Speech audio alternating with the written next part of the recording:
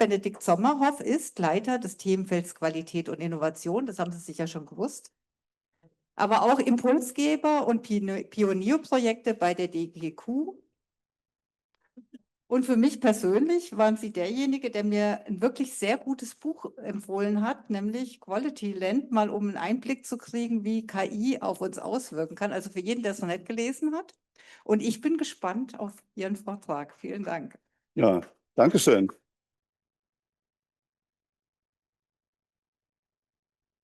Dankeschön. Vielen Dank auch für die Einladung, Sigrid Rückner. Ich wusste gar nicht, dass ChatGPT schon über mich halluziniert.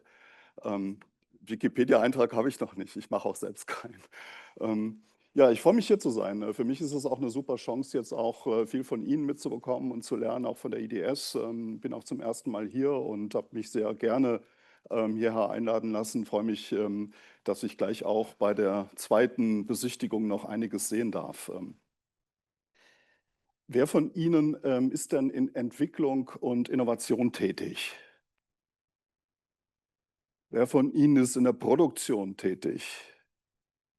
Das ist schon viel weniger. Wer ist in der Qualitätssicherung tätig? Vereinzelt nur. Dann kann ich ja ganz offen sprechen, ja?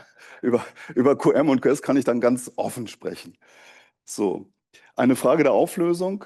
Zunächst mal zur DGQ. Wir machen auch viele Veranstaltungen. Ich werde aber im Laufe des weiteren Vortrags auf keine einzige konkret hinweisen. Wir machen aber auch welche. Ich sage immer, wir sind eine Brokkoli-Organisation. Wir sind eine typische Netzwerkorganisation mit vielen Knospen und einzelnen Röschen. Auch IDS ist unser Mitglied und da sind wir sehr stolz drauf und freuen uns darüber, dass dieses innovative Unternehmen auch die DGQ, das DGQ-Netzwerk bereichert. Ich selbst habe noch zusätzlich zur Themenfeldleitung Qualität und Innovation, baue ich gerade ein kleines Research-Team auf. Wir nennen das Quality Lab, wo wir die Themen Data Science verbinden mit Domain Science. Das ist also Qualitätssicherung, Qualitätsmanagement. Dafür stehe ich. Ich habe jetzt seit 1,5 Jahren arbeite ich mit einem sehr erfahrenen Data Scientist zusammen, Senior Data Scientist, und wir beginnen gerade eine Kooperation mit dem Soziologischen Forschungsinstitut Göttingen, weil viele Fragestellungen in der Qualitätssicherung und im Qualitätsmanagement auch sozialwissenschaftlicher Art sind. Wie arbeiten Menschen eigentlich zusammen? Wie entsteht Qualität? Was motiviert für Qualität? Da gibt es sehr viele sozialwissenschaftliche Fragestellungen. Ich habe Ihnen ein Buch empfohlen von Marc-Uwe Kling, der ja auch die Känguru-Chroniken geschrieben hat. Das ist vielleicht das Titelbild meines nächsten Buches, Next Gen QM. Das gerade im Hansa Verlag arbeiten die gerade daran, das Coverbild zu machen. Das war der Stand von vorgestern. Wenn Sie also, es sind ja nur wenige QS-Leute hier, also wenn Sie den Eindruck haben, dass Ihre eigene QS ein bisschen, ich sag mal, gestrig unterwegs ist, viel zu viel über Auditierung, Zertifizierung, Regelwerke spricht, dann schenken Sie Ihnen das doch zu Weihnachten. Das kommt bald raus. Next Gen QM. Aber jetzt zum Thema. Ich habe versucht, ein kleines Wortspiel zu machen. Eine Frage der Auflösung ist natürlich im Kontext von Bildverarbeitung ein ganz wichtiges technisches, optisches Thema. Aber hier geht es mir jetzt auch um die Auflösung einer Institution. Also können wir die Qualitätssicherungsabteilung, wie sie bisher klassisch typischerweise aufgestellt war, auch ja, im Extremfall auflösen? Und wenn ja, worauf müssen wir achten? Also warum bildet denn ein Unternehmen überhaupt eine eigene Funktion oder Abteilung für Qualitätssicherung? Das ist ja Jahrzehnte her, dass man das getan hat in der arbeitsteiligen Industrie. Ergänzend sei gesagt, ich unterscheide ganz stark zwischen Qualitätsmanagement und Qualitätssicherung. Also Qualitätsmanagement ist Arbeiten an der Organisation, um sie systemisch qualitätsfähig zu machen, und Qualitätssicherung ist eigentlich Quality Engineering. Das ist Arbeiten am Produkt, an den Prozessen. Da braucht man Technologiewissen, da muss man was über Produktmerkmale wissen, da muss man was über Messtechnik wissen. Das ist Engineering. Also wie? Warum eine Abteilung Qualitätssicherung? Die ist doch immer schon da, ja? Die war schon da, als ich kam. Die war schon da, als mein Vorgänger kam. Geht es denn auch ohne? Und das ist natürlich ja auch eine Überlegung, die man für jegliche seiner Funktionsbereiche immer wieder anstellen muss. Wie sehr haben sich eigentlich die Voraussetzungen, Anforderungen und Optionen verändert? Und da haben wir eben gehört von Raphael Neuhaus, die technologischen Möglichkeiten heute, Qualitätssicherung zu machen. Er hat es Qualitätskontrolle genannt. Also Kontrolle und Sicherung zu machen, sind natürlich mit Hard- und Software, die uns heute zur Verfügung steht, wesentlich weiterreichend, als sie das jemals zuvor gewesen sind. Das heißt, die Voraussetzungen haben sich geändert, um zu überlegen, brauchen wir denn heute noch eine QS-Abteilung in dieser Größe? Warum gibt es diese Abteilung? Weil sie natürlich auch ja, je nach Aufstellung der Organisation eine Alleinstellung haben. Das heißt, dort kann ich Kompetenzen und Aufgaben bündeln, ja, die ich der Produktion und der Entwicklung zur Verfügung stelle, anderen Bereichen zur Verfügung stelle. Die werden da gebündelt. Das ist ja die typische Überlegung, die ich immer wieder mache. Fällt eine Aufgabe so häufig an, dass ich sie vielleicht in einem Team bündle, anstatt sie dezentral in den einzelnen Bereichen abzuarbeiten. Es ist je nach Umständen eine Möglichkeit, Ressourcen zu optimieren. Man kann auch Ressourcen bündeln und eben auch Qualitätssicherung als Shared Service anbieten, vielleicht für mehrere Produktionsbereiche oder für Produktion und Entwicklung und Testfeld und was man immer auch da hat. Und das bündelt man halt dann in einem Team oder in einer Abteilung. Und es ist natürlich auch dieser Aspekt der Anwaltschaft. Es gibt also Branchen oder auch Reglementierungssituationen, zum Beispiel in der Medizintechnik oder anderswo. Da ist es einfach verpflichtend, ja. Da müssen Sie eine Instanz haben, die das Thema Qualität in Zielkonflikten vertritt. Also da ist es gewollt, dass es eine eigene Instanz dafür gibt. Das heißt, es gibt Arten von Unternehmen oder Branchen, einzelne Unternehmen, die sind dazu verpflichtet, eine eigenständige, neutrale Qualitätssicherung haben zu müssen, weil ihre Regelwerke das verlangen. Das ist aber nicht überall so. Das habe ich jetzt ein bisschen verhuddelt. Das eine ist so die Anwaltschaft für das Thema und das andere, weil die externe Anforderung besteht. Das greift so Hand in Hand. Was sind denn Alternativen zu einer Abteilung Qualitätssicherung? Also ich kann eine zentrale QS-Abteilung haben, ich kann mehrere dezentrale QS-Abteilungen haben, wenn ich also sehr unterschiedliche Fertigungsbereiche habe mit sehr unterschiedlichen Arten von Produkten, die auch sehr unterschiedlich entwickelt werden. Dann kann es natürlich sein, dass ich dezentrale QS-Abteilungen habe, die jeweils spezifisch aufgestellt sind. Also die besonderes Technologiewissen haben für die einen Prozesse und das eine Produkt und dann ein anderes Team, das besonderes Wissen hat über das andere, die andere Produktlinie, das andere Produkt. Und ich kann sie integrieren. Ich kann sie integrieren in die Leistungsprozesse und Leistungsbereiche, also in die Fachabteilungen, in die Entwicklung und in die Produktion.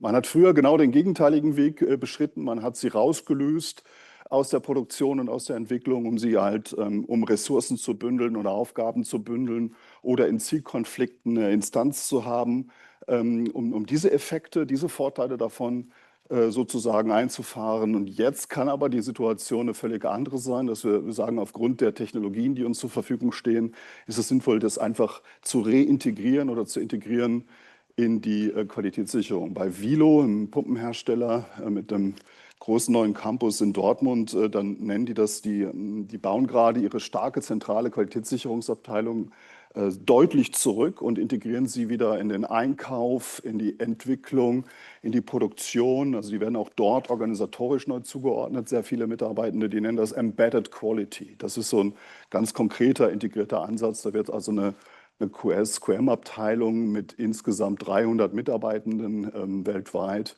Ich glaube, die haben so in der Größenordnung 16.000 Mitarbeitende, wenn ich es jetzt auswendig richtig weiß. Und diese große Zentralabteilung, die QS und QM macht, da werden insbesondere die QS-Aufgaben sehr stark in Einkauf, in Produktion und Entwicklung integriert. Das andere ist natürlich auch, wenn man die Unterscheidung macht zwischen QM und QS, dass die QS Teil einer größeren QM-Abteilung ist, also dass die beiden zusammen agieren, QM und QS, mit jeweiligen einzelnen Spezialisierungen innerhalb dieser Abteilung. Oder dass die QS-Abteilung auch organisatorisch getrennt ist von der QM-Abteilung. Das ist, finden Sie eher in relativ großen Unternehmen. Je kleiner ein Unternehmen ist, desto stärker werden alle Dinge, die mit Q zusammenhängen, dann in einem Team gebündelt. Da sind vielleicht einzelne Personen spezialisiert. Der eine kennt sich besser mit Messtechnik aus und die andere kennt sich besser mit der ISO 9001 aus und mit der Zertifizierung. Und Sie haben natürlich die Unterscheidung, Sie haben dann QS-Abteilung mit schwacher Automatisierung, also auch mit noch nicht einer Ausschöpfung und Ausnutzung der heutigen Technologie, die zur Verfügung steht. Und Sie haben natürlich auch QS-Abteilungen mit einer sehr starken Automatisierung. Und für mich geht die Chance der Integration der QS-Abteilung Hand in Hand mit dem Grad der Automatisierung. Das heißt, je stärker Sie automatisieren, je stärker Sie datengestützt arbeiten, desto sinnvoller und naheliegender ist es, das gleich in den Prozessen zu machen, wo sowieso die Daten anfallen, wo sowieso die Ergebnisse gebraucht werden. Ich habe mal versucht, die Vor- und Nachteile gegenüberzustellen.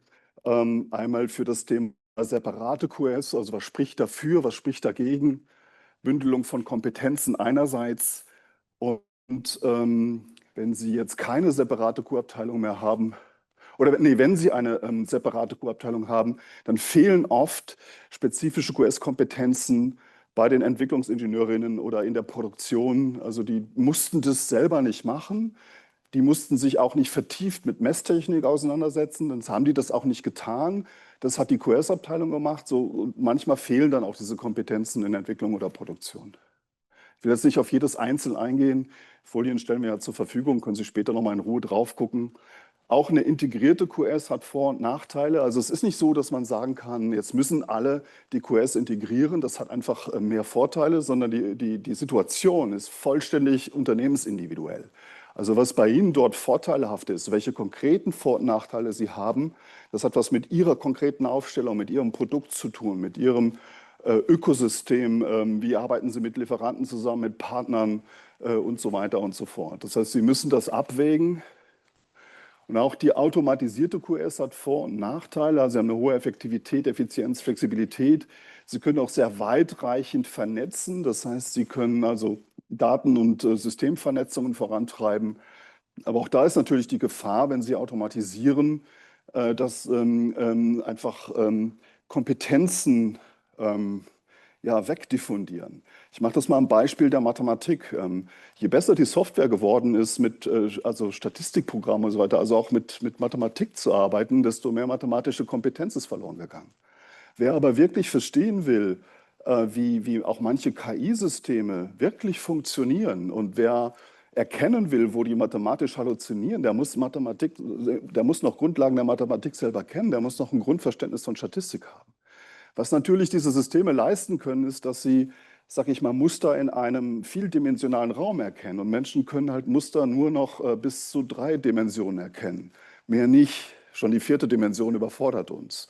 Deswegen ist es natürlich hilfreich und gut, Technologien einzusetzen, Software einzusetzen, bis hin zur KI. Aber ohne jegliche mathematische Kompetenz können Ihnen die Systeme irgendwas präsentieren. Und auf das gestützt treffen Sie dann Entscheidungen.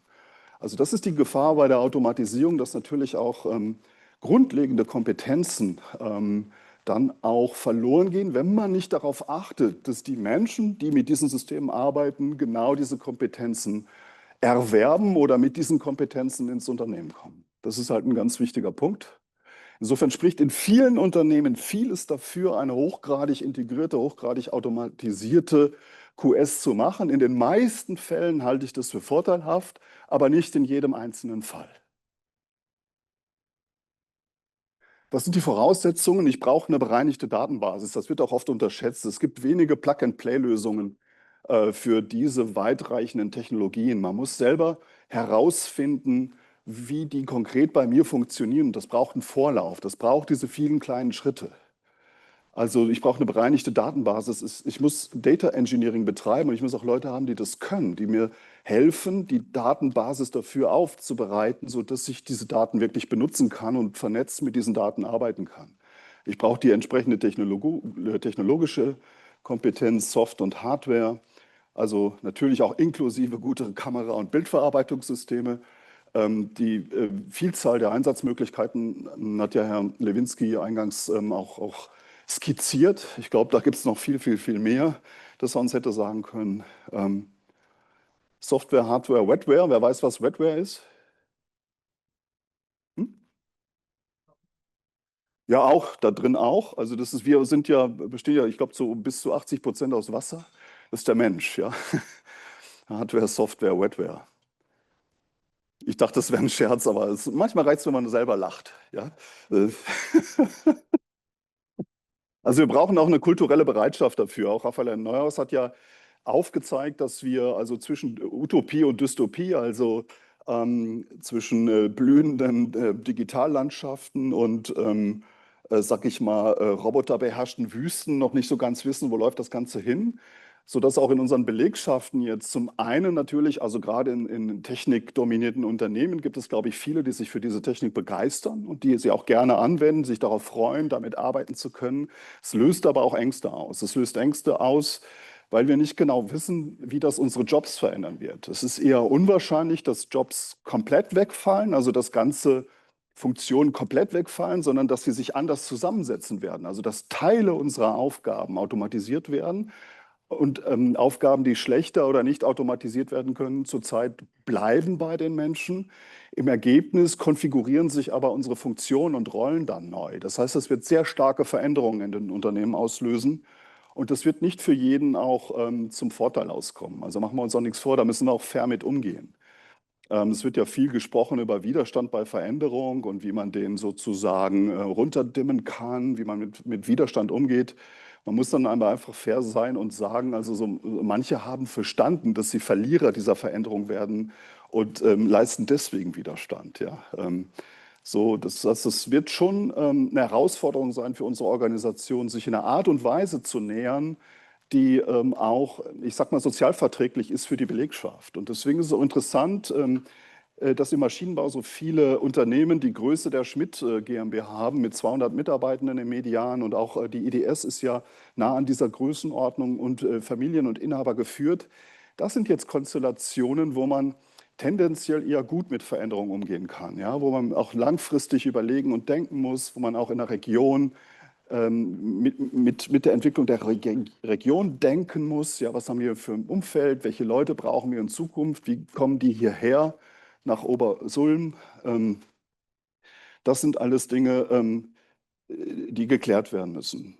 Anpassung der Prozesse, Anpassung der Aufbauorganisation. Ich habe jetzt mal auch ein fiktives Beispiel mitgebracht. Ich wusste nicht, dass Raphael Neuhaus die Schmidt GmbH mitgebracht hat. Ich habe jetzt die Sachenmacher GmbH mitgebracht und doch, jetzt ist zum Teil die Schrift. Also das ist die Führungsmannschaft einer fiktiven Organisation, die die Qualitätssicherung aufgelöst hat. Und das QM gleich mit. QM ist hier grün. Das teilen sich jetzt die technische Geschäftsführung und der kaufmännische Geschäftsführer. Die sind gemeinsam für Q-Strategie und QM-System zuständig. Das rechts ist der Leiter Finance. Das hier zum Beispiel ist Gieselmund von HR. Also HR ist eine besondere Schreibweise, nicht HR. Sie erkennen den vielleicht. Das andere sind Abwandlungen dieses Bildes.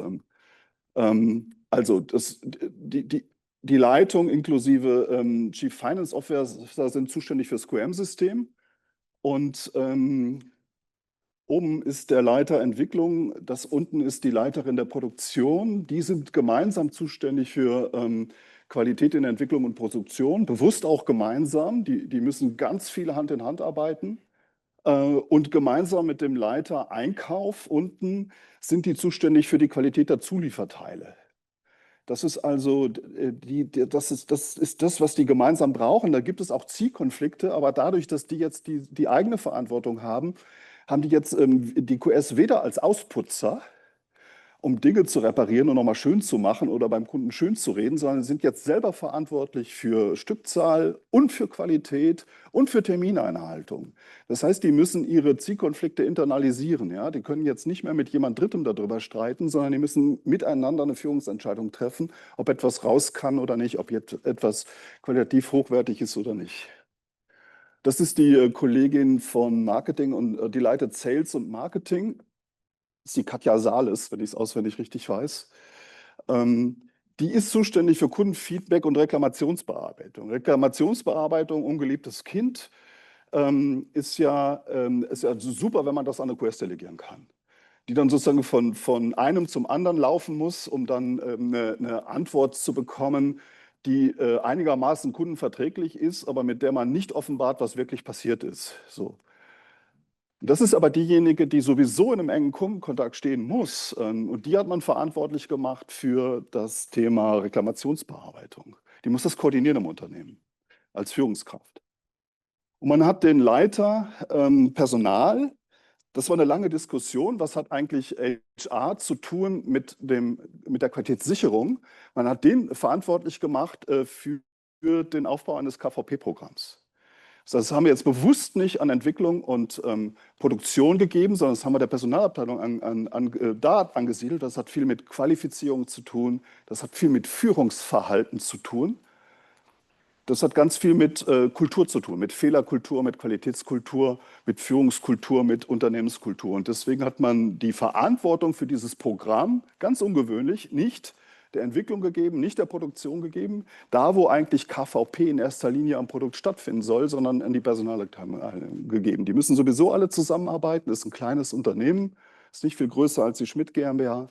Und das ist jetzt ein konkretes, fiktives Beispiel, aber realistisch. Es gibt eigentlich für jede dieser einzelnen Zuordnungen Beispiele aus der Praxis, aber nicht in dieser Häufung. Das funktioniert alles, kann man alles machen.